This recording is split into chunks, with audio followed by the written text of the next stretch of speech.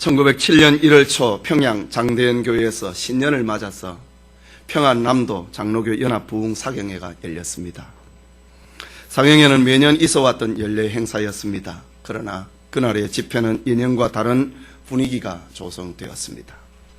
부흥사로 소문나고 목사 안수를 몇 달 앞에 두고 있는 길선주 장로가 맛을 잃은 말라빠진 사람들아 라는 제목으로 심령을 찌르는 설교를 했습니다.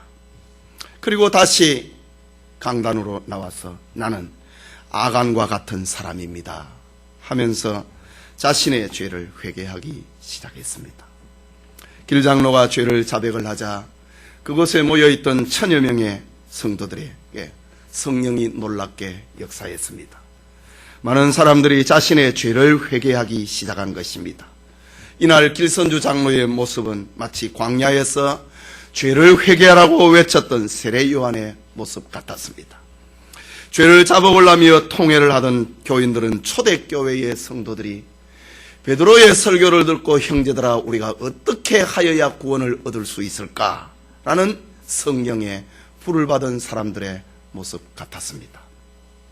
그날 참석한 정익로 장로는 그날의 상황을 회고를 하기를 그날 밤 하나님이 나를 불러놓은 것으로만 생각되었다. 전에 경험하지 못한 죄에 대한 굉장한 두려움이 나를 엄습했다.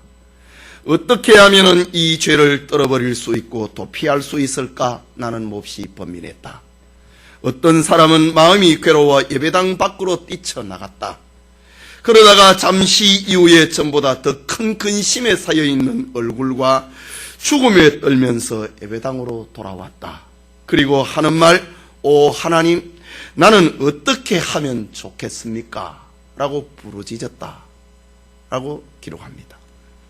다음날 그레이엄 리 선교사가 강단에 올라서 나의 하나님이라는 말을 하자마자 그 모임에는 강력한 힘에 압도가 되는 성령의 역사가 임하였다. 라고 기록합니다. 사경의 마지막 날 강사는 블레어 선교사였습니다. 그는 신자와 신자 사이, 특별히 외국인 선교사와 한국 교인 사이에서 일어난 반목과 갈등, 그것은 사랑의 결핍에서 시작된 것이라고 고백적인 설교를 하자 다시 한번 통회의 소리가 장내를 몰아쳤던 것입니다.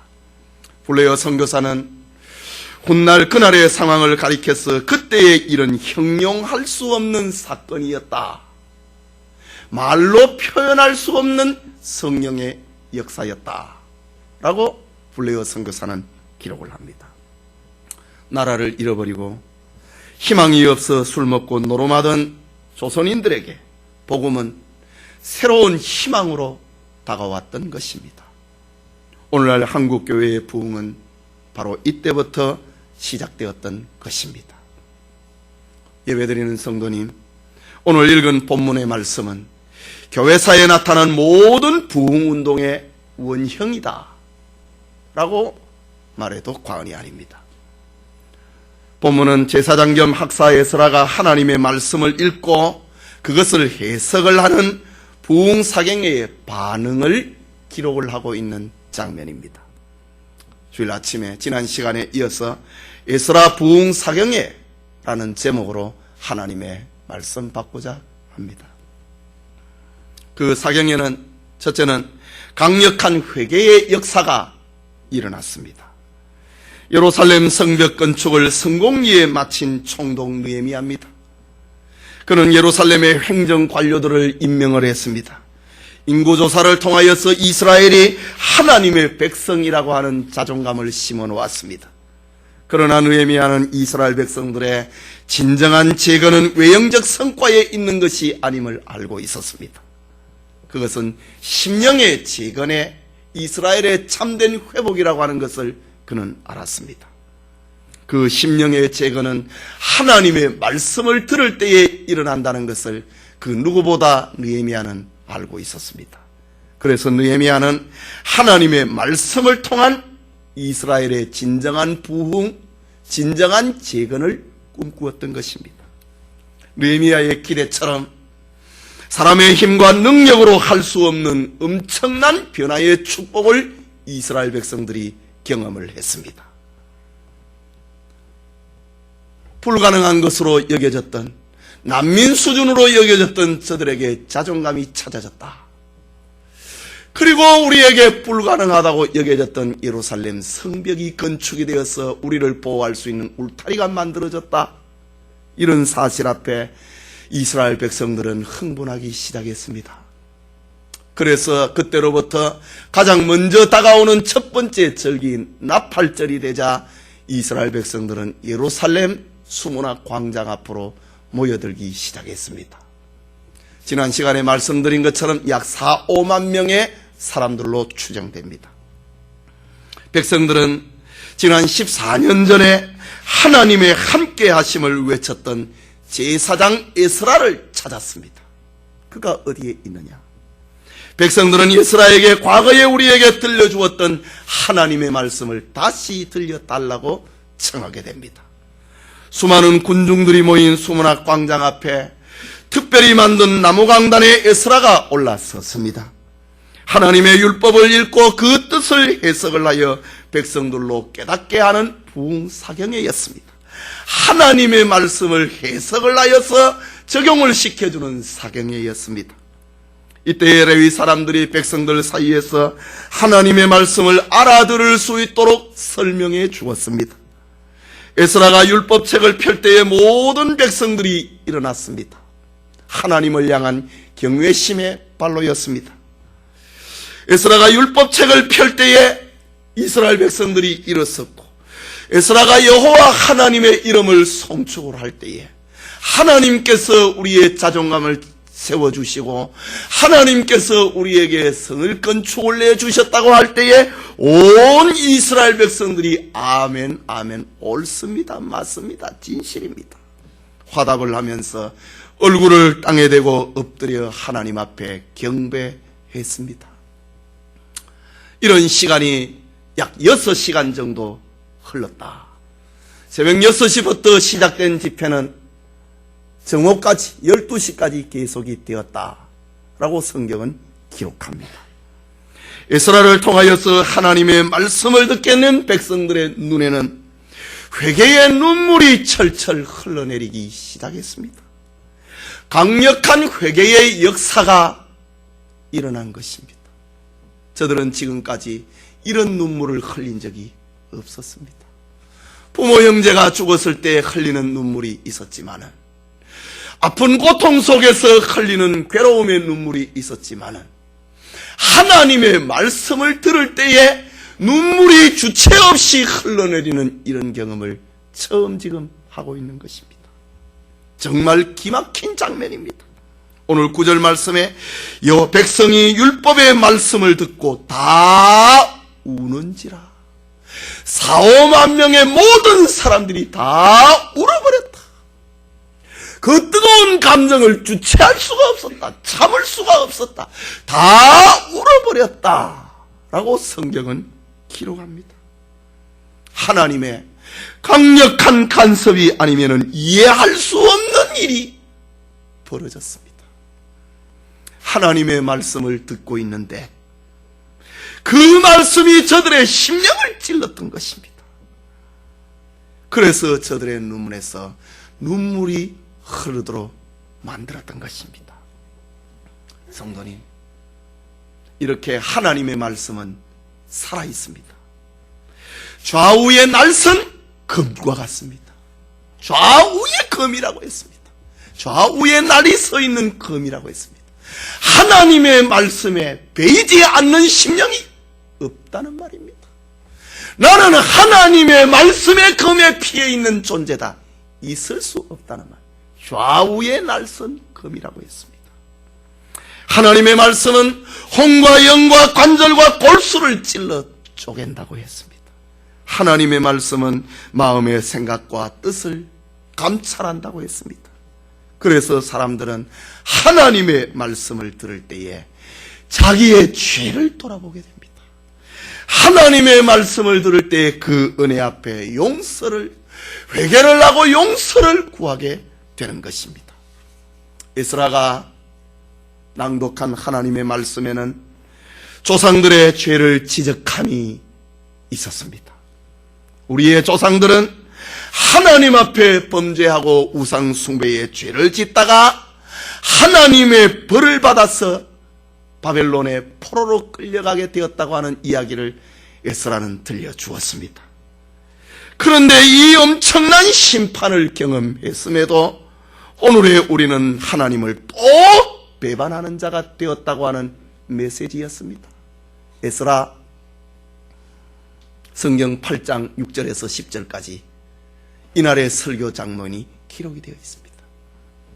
그때는 몰랐는데 14년 전에 에스라가 하나님의 말씀을 전해주었을 때에 그때는 몰랐는데 성벽 재건이라고 하는 엄청난 축복 앞에 있는 이스라엘 백성들에게 이제는 새로운 바람이 불기 시작했습니다.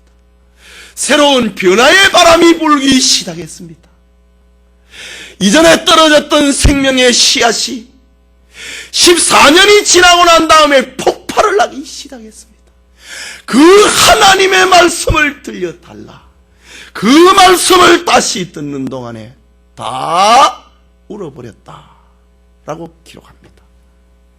에스라의 설교를 듣고 울고 있는 이스라엘 백성들의 눈물은 분명 회개의 눈물이었음에 틀림이 없습니다.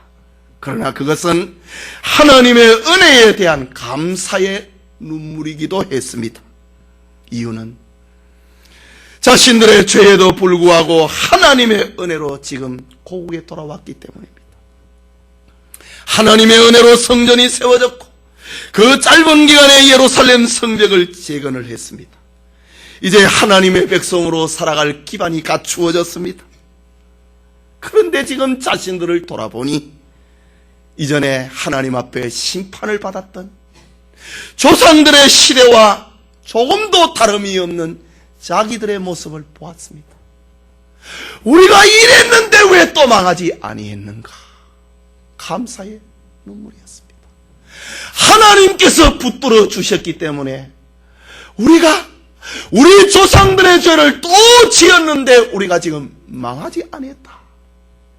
지금까지 우리가 망하지 않고 있다고 하는 사실 앞에 이스라엘 백성들은 감사했습니다. 하나님 앞에 지금 이스라엘 백성들의 모습이 지난날 조상들이 망했던 그 모습을 답습을 하고 있는데 하나님이 자기들을 향하여 징계의 매를 들지 않았다고 하는 하나님이 지금까지 참아주셨다고 하는 사실 앞에 저들은 감사했습니다. 하나님이 우리를 버리지 않았다는 사실 앞에 이스라엘 백성들은 감사했습니다. 그리고 회개의 눈물을 흘렸습니다. 하나님이 지금 오늘 우리에게 이 주신 축복 우리가 빼앗기지 말아야지. 이런 마음이 이스라엘 백성들의 마음속에 일어났습니다. 그리고 모든 사람들이 다 울었다. 남자와 여자, 어린아이와 연로하신 할아버지 할머니까지 나팔절은 다 참석하는 절기입니다. 다 울었다 라고 합니다. 자신들의 죄보다 하나님의 은혜가 너무 컸다는 사실입니다. 조상들만 비교를 해도 우리는 여러 번 망했어야 되는데 우리가 망하지 않았다는 사실 앞에 지금까지 인내해 주신 하나님 앞에 감사의 눈물을 흘린 것입니다. 성도님, 신앙인으로 살아가면서 눈물의 회개와 감사의 체험을 하지 못한다면 그거는 하나님의 사람이라 할 수가 없습니다. 눈물의 회개와 감사의 체험. 내 같은 죄인을 건져주었다. 내 같은 죄인을 버리지 아니하고 지금까지 붙들어 주셨다. 이것은 예수님을 믿고 구원받은 사람이라면 누구나가 다 경험해야 될 일입니다. 여러분, 신비한 환상은 보지 못해도 괜찮습니다. 기적을 경험을 하지 못해도 괜찮습니다. 능력과 예언과 많은 체험을 하지 못해도 괜찮습니다. 그러나 회개의 눈물은 구원받은 사람에게는 반드시 있어야 될 일입니다. 자신의 죄와 자기의 비참한 상태에 대해서 정말 슬퍼함이 없는 사람은 진정한 구원의 기쁨을 누릴 수 없기 때문에 그렇습니다. 여러분에게 눈물이 없습니까? 여러분의 죄를 생각을 하고 회개의 눈물이 없습니까? 하나님, 나에게 회개의 은총을 입혀달라고 기도하시기 바랍니다. 하나님의 말씀이 저들을 눈물로 회개하게 만들어 주었습니다.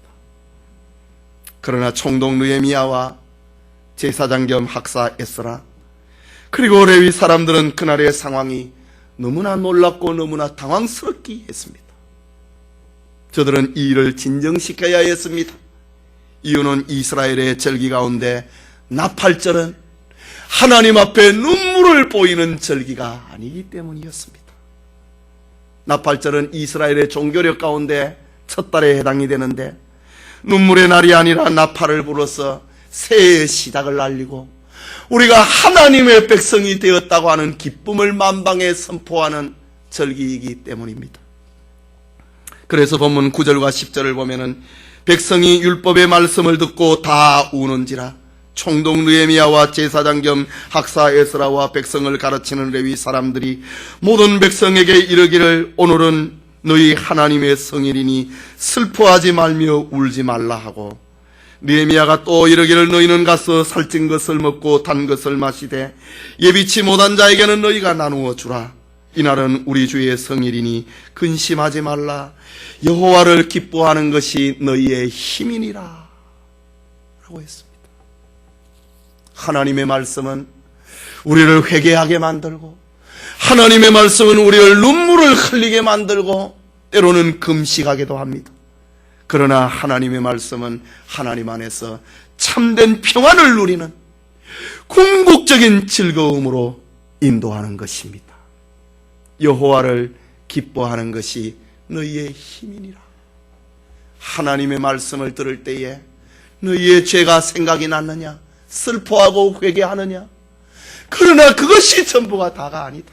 하나님이 너희 죄를 용서해 주셨다고 하는 사실 앞에 기뻐하라. 감사하라. 여호와를 기뻐하는 것이 너희의 힘이니라. 여호와가 너희의 죄를 용서하셨다고 하는 사실을, 그 사실을 기뻐하는 것이 너희의 힘이니라. 집회의 강사들이 그렇게 이스라엘 백성들에게 알려주었습니다. 본문의 느헤미야와 에스라 그리고 레위인들에게 백성들에게 참된 회개는 참된 구원과 평안을 알려주고 있습니다. 그래서 나팔절에는 울지 말라고 했습니다.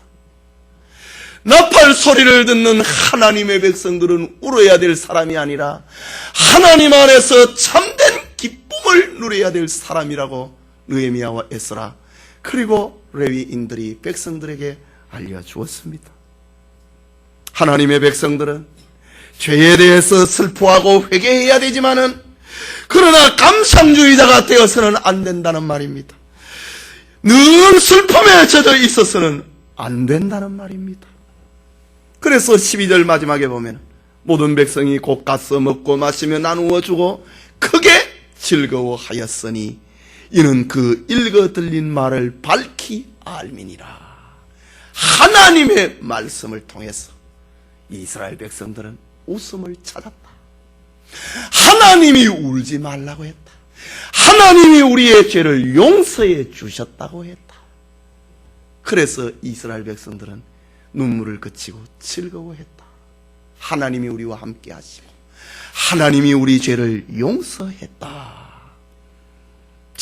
크게 즐거워하였으니 이는 그 읽어 들린 말을 밝히 알미니라. 여러분, 하나님의 말씀을 바로 알면은 죄 가운데 늘 사로잡혀 있지 않습니다. 즐거워하게 됩니다. 하나님의 말씀이 우리를 울게도 만들지만 정말 우리를 기뻐하고 즐거워하게 만들기 때문입니다. 오늘날 신자들 가운데 예수님을 믿으면서도 근심이 펴지지 않는 얼굴을 가지고 있는 사람들이 종종 있습니다. 나는 죄인이다. 여러분, 그거 믿음 좋은 사람 아닙니다. 그 반쪽알입니다. 늘 나는 죄인이다. 그래서 늘 얼굴에 수색을 가지고 나는 죄인이다. 그 반쪽알입니다. 하나님의 말씀은 우리를 눈물에 집어넣기도 하고 우리를 다시 건져내어서 즐거워하게 만들고 있습니다. 이는 그 읽어 들린 말을 밝히 알미라. 하나님의 말씀을 바로 알미라. 우리가 눈물 속에 살지 않는다는 말입니다. 하나님이 너와 함께하고 있다는 말입니다. 하나님이 도와주고 있다는 말입니다. 하나님이 너의 죄를 용서하지 않는다고 하기 때문입니다. 그 말씀이 하나님의 말이 기록이 되어 있기 때문에 그 말씀을 밝히 아는 자는 웃을 수 있는 것입니다.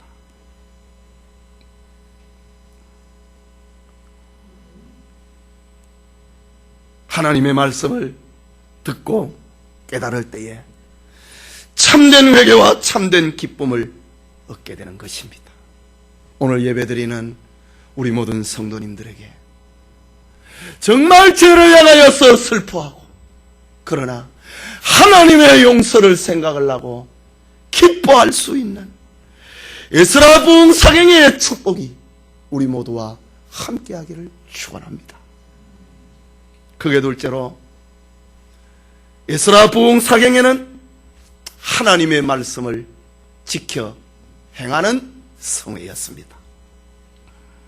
읽은 13절과 14절을 보면은 같이 봅시다.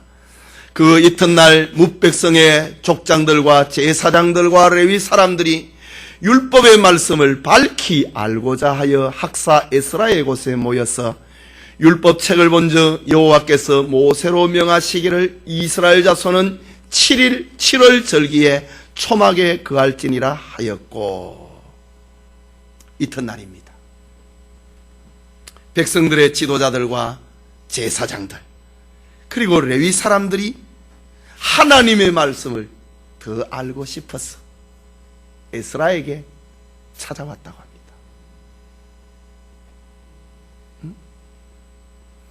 율법의 말씀을 밝히 알고자 하여 더 알려달라.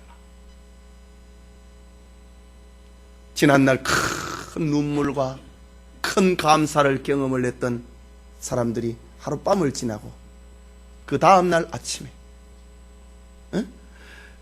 뭇백성의 족장들 다 이스라엘의 지도자들입니다. 그리고 제사장들, 이 제사장들도 하나님 말씀에 캄캄했나 봅니다. 그리고 레위 사람들, 저들도 에스라에게 또 찾아왔습니다.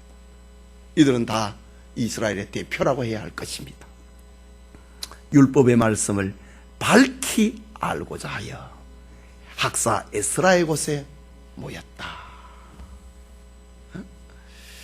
은혜는 더 큰 은혜를 사모하는 법입니다.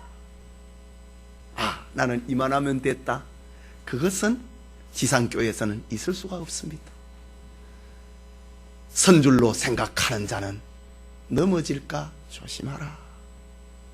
더 큰 은사를 사모하라. 하나님은 신령한 것으로 너희에게 채워줄 것이다. 더 큰 은사를. 지난날 큰 회개를 경험을 했고 지난날 큰 즐거움을 경험을 했던 저들입니다. 하나님의 말씀을 더 알고 싶었다. 더 밝히 알고 싶었다. 은혜는 더 큰 은혜를 사모하는 것입니다. 저들이 이렇게 찾아온 이유가 무엇이겠습니까? 이제는 우리가 무엇을 해야 될 것인가? 그것을 지난 밤에 생각했다는 말입니다. 하나님으로부터 용서의 은총을 입었습니다. 큰 회개와 큰 감사를 경험을 했습니다. 그러니 그 다음에 우리가 주를 위해서 어떻게 살까? 우리가 주님을 어떻게 기뻐하게 여겨드릴까? 그걸 알고 싶어서 에스라에게 찾아왔습니다. 성경 말씀에 보면은 저들이 찾아와가지고 옛날 들은 이야기를 지금 하고 있습니다. 성경 말씀에 보면은 나팔절 다음에 7월 나팔절이 종교력으로 유대의 원력으로 7월 1일이 나팔절인데, 나팔절이 지나고 난 다음에 7월 10일은 대속죄일입니다. 그리고 대속죄일 그 다음부터 일주일 동안 7일 동안은 초막절을 지키게 됩니다. 옛날에는 듣기로는 그런 이야기가 있는 것 같던데, 그 초막절을 어떻게 지키는 겁니까? 하나님의 절기가, 이 나팔절 다음에는 초막절 절기가 따라오는데 그거 어떻게 지키는 겁니까? 이렇게 이스라엘 백성들의 모든 지도자들이 에스라에게 묻습니다. 더 밝게 알려달라 이거지요. 우리 마음대로 절기를 지키는 것이 아니라 성경이 말하는 대로 우리가 지키겠다. 밝히 알려달라고 말을 합니다. 초막절은 이스라엘 백성들이 출애굽을 해서 가나안에 입성하기까지 광야에서 40년 동안 장막 가운데서 거하였던 날을 기념을 하는 절기입니다. 가나안 땅의 벽돌로 흙으로 단단하게 지어진 집에서 침대에서 이스라엘 백성들은 생활합니다. 그러나 그날이 있기까지 40년 동안 광야에서 천막에서 생활을 했다고 하는 그날을 기억을 하고 하나님 앞에 감사의 절기를 지키는 7일 동안 지키는 절기입니다. 이 초막절이 되면은 일주일 동안 우리의 양력으로 하면은 한 10월에서 9월에서 10월 고 어간이 됩니다. 가을 추수기 고 어간이 됩니다. 그때에 집에서 자는 사람은 다 하나님의 백성에서 끊어진다 이거죠. 다 지난날 하나님이 우리에게 은혜를 베풀었던 그날을 기억을 하자. 그래 집 밖에서 나옵니다. 멀리 가지 못하는 사람은 지붕 위에다가 초막을 짓고, 오늘 성경에 나오는 것처럼 너희는 산에 가서 감람나무 가지와 들감람나무 가지와 화석류나무 가지와 종려나무 가지와 기타 무성한 나무 가지를 취하여 기록한 바를 따라 초막을 지으라 하라 하였는지라. 성경 말씀대로 산에 가서 여러 가지의 무성한 가지를 꺾어가지고 사방을 다 막아버리고 천정은 좀 튀어놓습니다. 그 안에서 일주일을 산다 이거지요. 주변은 안 보고 가급죠. 하늘을 쳐다보면서 밤을 보낸다 이거지요.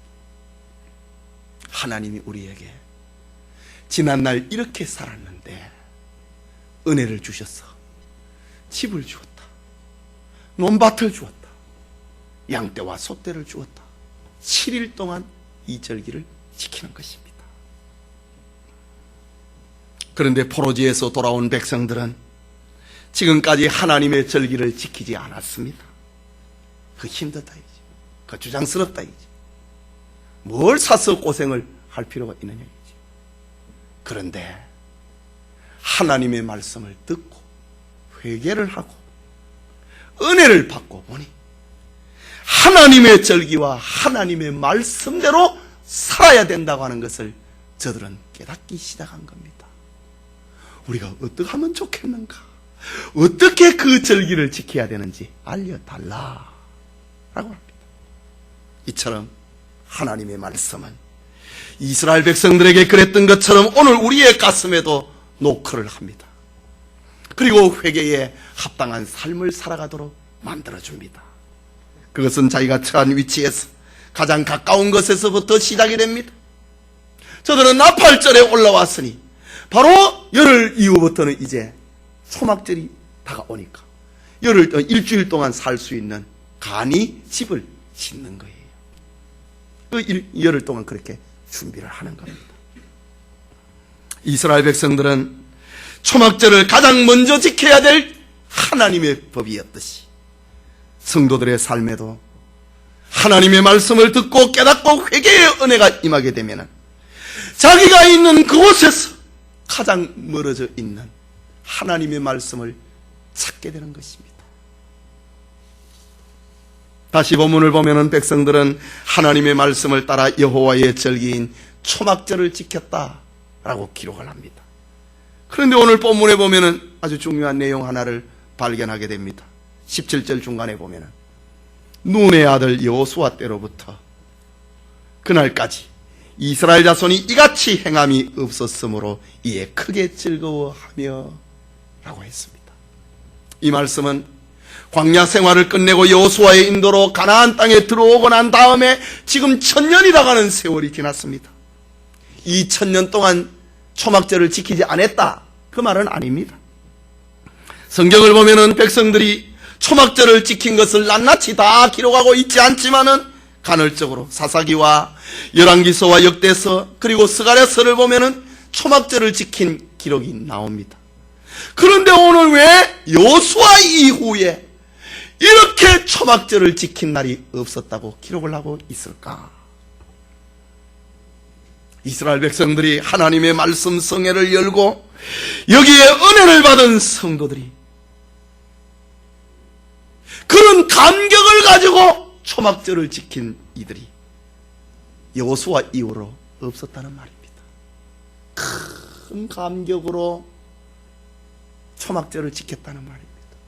여호수아 시대에 가나안 땅에, 광야에서 가나안 땅에 들어오고 난 다음에 여호수아와 함께 살았던 사람들은 이런 감격으로 초막절을 지켰습니다. 그야말로 광야에서 저들은 40년 동안 초막에서 살았으니 저들에게 거처할 수 있는 장막과 우물과 그리고 창고와 아름다운 집이 있다고 하는 것을 감사하면서 여호수아 시절에는 그렇게 지켰습니다. 그러나 세월이 지나고 난 다음에 이런 감도 퇴색되어 버렸다는 말입니다. 그런데 지금 이스라엘 백성들의 형편이 어떻습니까? 바벨론에서 포로 생활을 하다가 돌아왔던 저들입니다. 다시 한번 제2의 출애굽이라 할 수 있는 바벨론을 경험을 했던 저들입니다. 하나님이 우리에게 은혜를 주셨다. 하나님이 우리에게 저 포로지에서 돌아오게 해줬는데도 우리가 여전히 조상의 죄를 답습을 했는데 지금까지 하나님이 우리를 지켜주었다. 그것을 생각을 하면서 하나님이 주신 축복 빼앗기지 말아야지. 그런 감격에서 초막절을 지키니 여호수아 이래로 1000년 동안에 이렇게 거창한 초막절을 지킨 적이 없었다. 그날의 큰 기쁨을 하나님 앞에 큰 감사를 올려드리고 있는 장면을 성경은 이렇게 기록하고 있는 것입니다.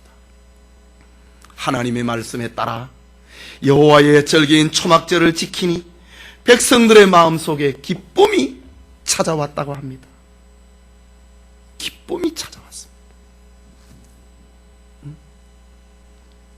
17절 마지막에 이에 크게 즐거워했다. 하나님의 말씀대로 살아보니 이렇게 기쁘고 좋은데 왜 그동안 실천하지 못했을까? 그런 마음이 이스라엘 백성들 마음속에 찾아왔다. 전에는 왜 집 놔놓고 초막에서 살아야 되느냐? 왜 고생을 사서 해야 되는가? 왜 불편을 우리가 경험해야 되는가? 왜 7일 동안 우리가 아무것도 하지 못하고 하나님의 은혜만을 생각해야 되는가? 원망하고 불평하고 법을 지키지 않았는데, 그러나 그렇게 싫어하던 그것을 때로 해보니 큰 즐거움이 저들에게 찾아왔다고 하는 말입니다. 오늘날에도 마찬가지입니다. 성도들이 하나님의 말씀을 실천하지 않아서 기쁨이 없지, 하나님 말씀대로 살면은 큰 기쁨이 찾아오게 되는 것입니다. 하나님의 말씀대로 살면은 손해보는 것 같고 힘들고 어려워 보입니다. 그러나 하나님의 말씀대로 살면 큰 기쁨과 즐거움이 찾아오게 된 것입니다. 여러분, 삶이 건조해졌습니까? 여러분의 삶의 바닥이 갈라졌습니까? 기쁨이 없습니까?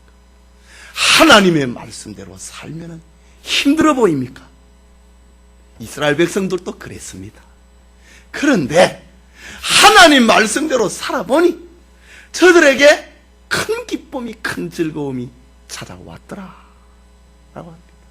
예수님께서도 말씀하셨습니다. 수고하고 무거운 짐진 자들아 다 내게로 오라. 내가 너희를 쉬게 하리라. 내 멍에를 메고 내 짐을 지라. 내 짐은 쉽고 가벼움이니라.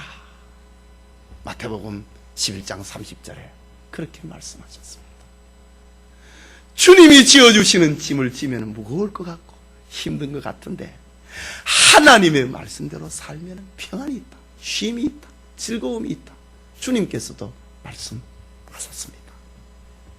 이 시간 하나님의 말씀을 듣고 있는 모든 성도들에게도 저 에스라 부흥 사경에 참석을 하였던 수문학 광장에 있었던 백성들처럼 우리에게도 촉촉한 은혜의 단비가 임하기를 소원합니다.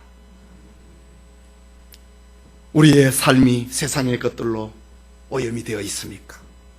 그러나 하나님의 말씀은 우리의 건조한 삶에 생기를 불어넣습니다. 하나님의 말씀을 힘을 잃어버린 영혼에 생기를 불어넣기에 충분합니다. 저 에스라 성회에 참석해서 말씀을 들었던 저들에게 왜 우리에게는 그 말씀이 역사하지 않겠습니까? 하나님의 말씀은 저 에스겔 골짜기의 마른 뼈들에게 생기가 불어넣게 될 때에 저 말라 빠졌던 뼈들이 서로 달라붙고 살이 붙고 근육이 생기고 하나님의 군대를 이루는 것처럼 DNA 검사도 할 필요 없이 자기 뼈를 서로 찾아갑니다.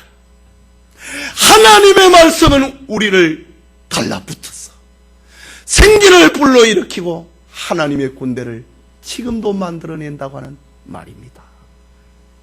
주님께서 말씀하시기를 진리를 알지니 진리가 너희를 자유케 하리라고 했습니다.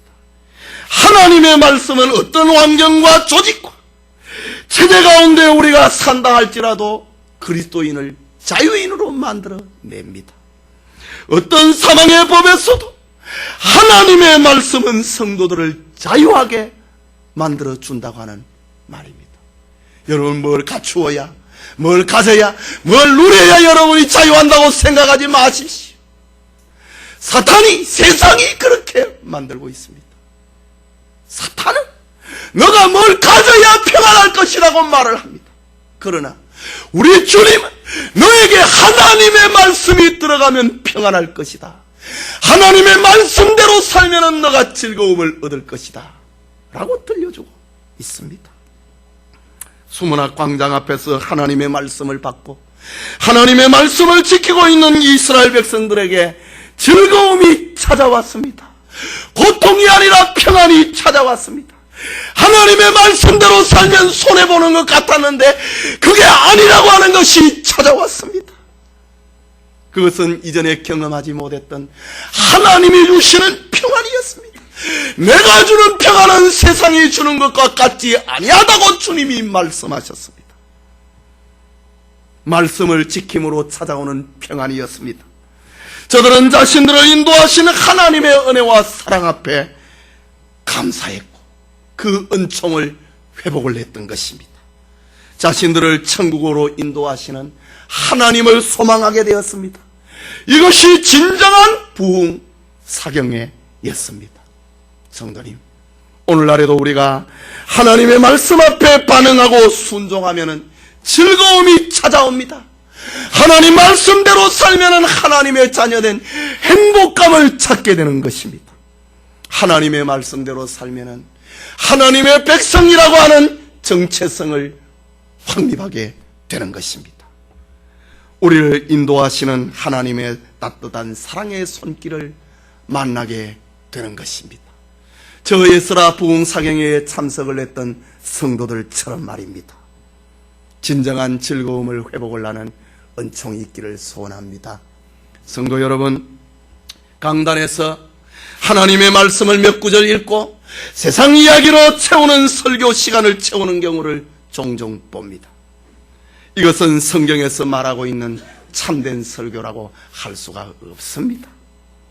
세상 이야기로 강단을 채운 하나님의 사람들의 마음에 하나님을 향한 경외심이 일어나지 않습니다. 하나님의 말씀을 채우지 아니하고 세상 이야기로 채우니 하나님을 자기식으로 섬기려고 합니다.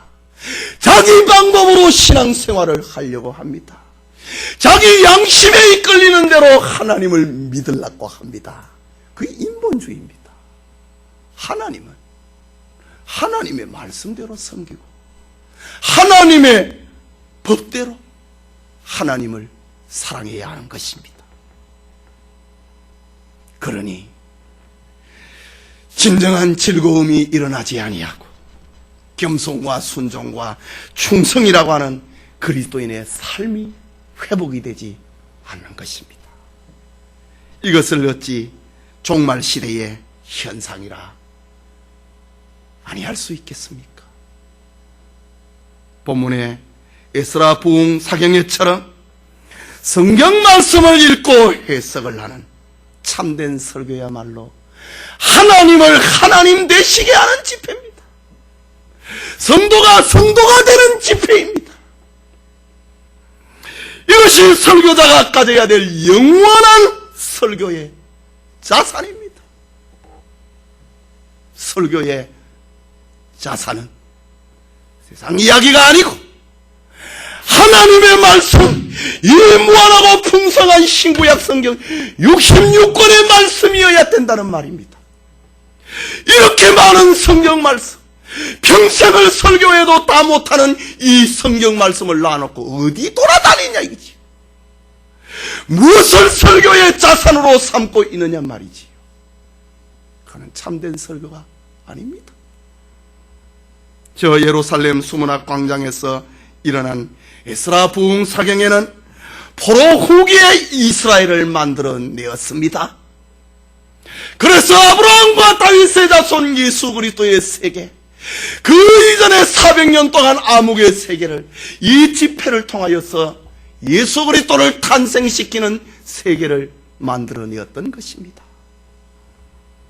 평양에서 일어난 부흥회가 오늘의 한국교회의 부흥의 길을 연 것처럼 하나님의 말씀은 여전히 우리의 영혼과 삶을 소생시키는 힘이 있습니다. 절망에서 희망의 창문을 여는 힘이 하나님의 말씀입니다. 환경을 극복을 하는 능력이 하나님의 말씀입니다. 바벨론의 무서운 칼날 앞에서도 자기를 지켜주신 하나님, 온갖 역경 가운데서도 예루살렘 성벽을 기적같이 건축하게 해주셨던 하나님, 하나님의 언약의 백성이라고 하는 자존감을 찾아주신 하나님, 그 하나님 앞에서 저들은 눈물을 흘리며 회개했습니다.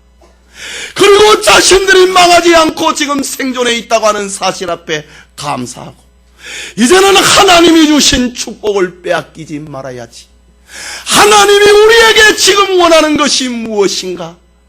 저들은 에스라를 다시 찾아왔습니다. 하나님의 말씀대로 하나님 법대로 여호와의 절기를 지키는 방법을 우리에게 알려달라. 우리 식으로 하나님 섬기는 것이 아니라 내 양심에 끌려서 하나님을 섬기는 것이 아니라 성경 말씀대로 하나님을 섬기고 싶으니 우리에게 알려달라. 이것이 진짜 부흥이에요. 이것이 진짜 은혜 받은 사람들입니다. 오늘날 소위 은혜 받았다고 하는 사람들이 자기 양심에 끌려서 할 것 하고 안 할 것 안 합니다. 그거 참된 은혜 아닙니다. 참된 은혜는 하나님 앞에 하나님의 말씀대로 하나님을 사랑하고 하나님을 섬기는 그것이 참된 은혜 받은 신자들입니다. 성도님, 여호와는 우리의 힘이십니다. 여호와를 기뻐하는 것이 우리의 힘입니다. 우리의 죄를 용서하시고 우리에게 축복하시는 그 하나님을 기뻐하고 그 하나님을 모시고 사는 것이 우리의 힘입니다. 그 하나님 앞에 회개의 은총을 받읍시다. 그 하나님의 말씀을 실천하면서 살아갑시다. 그러면 참된 기쁨과 평안을 누리게 될 것입니다. 이 축복이 우리 모두와 함께하기를 축원합니다.